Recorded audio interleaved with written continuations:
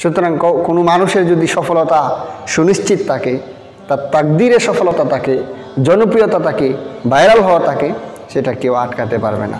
বরং আটকাতে চাওয়াটাই হবে তার সফলতাকে দ্রুতগামী করার একটা উপায়। ঠিক সেটাই ঘটেছে মিজানুর রহমান আজহারীর সাথে। মন্তব্য কখনো কারো গন্তব্য ঠেকাতে পারেনি।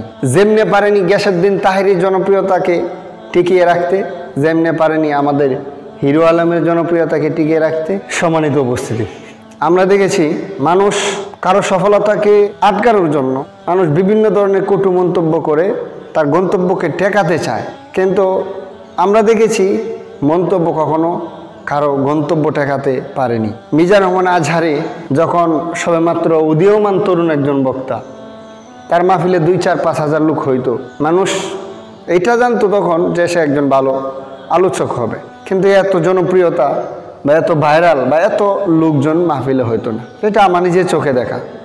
প্রথম বছর মাহফিলে 2-3 হাজার 4 হাজার লোক হবে, কিন্তু যখনই আমরা তার পিছনে লেগে গেছি, তাকে নিয়ে বিভিন্ন কটু মন্তব্য, ফেসবুকের ওয়ালে তাকে নিয়ে লেখা, সে এই ভুল করেছে ওই ভুল করেছে, তার ভুলগুলি নিয়ে যখন আমরা ক্রিটিসাইজ করা শুরু করে দিয়েছি, তাকে নিয়ে মন্তব্য করে তার গন্তব্যকে ঠেকাতে চেয়েছি, ঠিক তখনই সে ভাইরাল হয়ে যায় এবং বাংলাদেশের সমস্ত যুবকদের অন্তরে অন্তরে সে পৌঁছে যায়।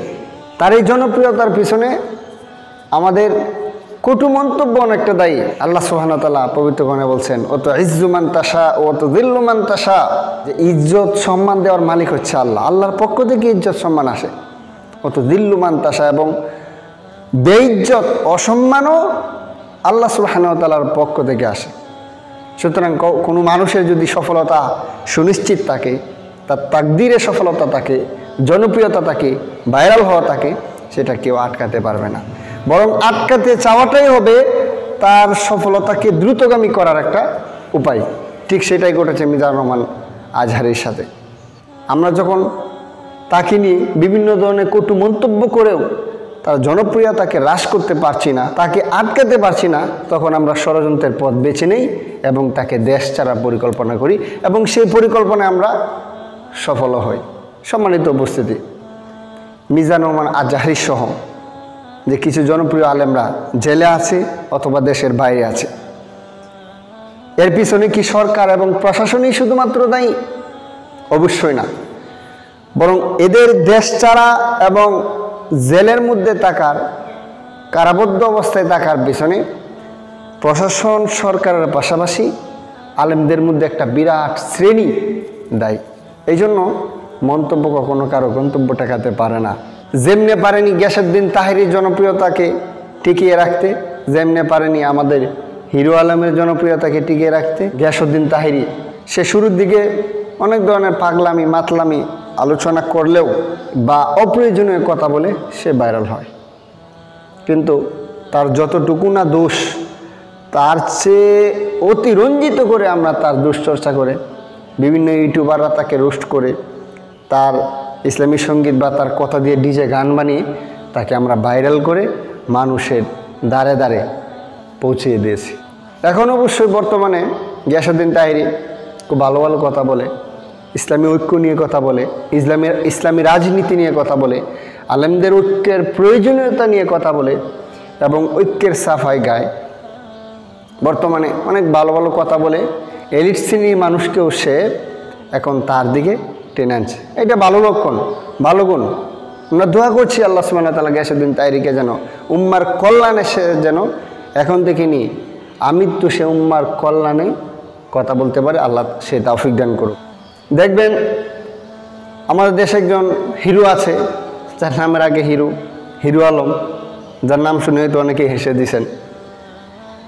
ওই হিরো আলমের যোগ্যতা আসলে সে কোনো আঞ্চলিক নিউজ পোর্টালের বা আঞ্চলিক পত্রিকার নিউজে আসার যোগ্যতা যে রাখে না, সেই লোকটাকে আমরা মন্তব্য করে, কটু মন্তব্য করে বা ষড়যন্ত্র করে তাকে আজকে আমরা আন্তর্জাতিক পর্যায় পর্যন্ত পৌঁছে দিছি। আজকে হিরো আলমকে নিয়ে BBC ওয়ার্ল্ডে নিউজ করে, আজকে হিরো আলমকে নিয়ে আন্তর্জাতিক মিডিয়াগুলি তাকে নিয়ে নিউজ করে, প্রমোট করে। কি দরকার ছিল তাকে টানে নিয়ে মুসলেখা নেয়ার, তাকে জিজ্ঞাসাবাদ করার? সে গান করে, করুক না। সে রবীন্দ্রসঙ্গীতকে ব্যঙ্গ করে গান করে বা অন্যভাবে উপস্থাপন করে, করুক না। গণতন্ত্রে তো বাক স্বাধীনতার কথা আছে, তারও তো বাক স্বাধীনতার একটা বিষয় আছে। সে করুক, তার যা মন চায়। মানুষ সেটা গ্রহণ করলে করবে, না করলে নাই, সেটা জনসাধারণের বিষয়। জনসাধারণ গ্রহণ করলে করবে, না করলে নাই। যেহেতু তার বিষয়গুলি জনসাধারণ গ্রহণ করছে, করতে থাকুক।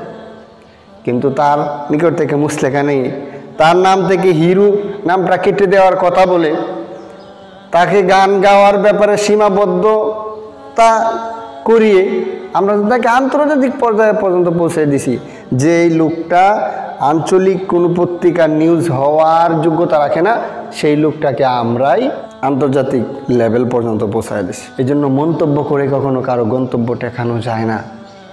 আসুন আমরা মন্তব্য না করে বরং গঠনমূলক সমালোচনা করে যে সফলতা পাওয়া যোগ্যতা রাখে, যে ব্যক্তি সফলতা পাওয়ার যোগ্যতা রাখে তাকে আমরা উৎসাহ উদ্দীপনা দেই।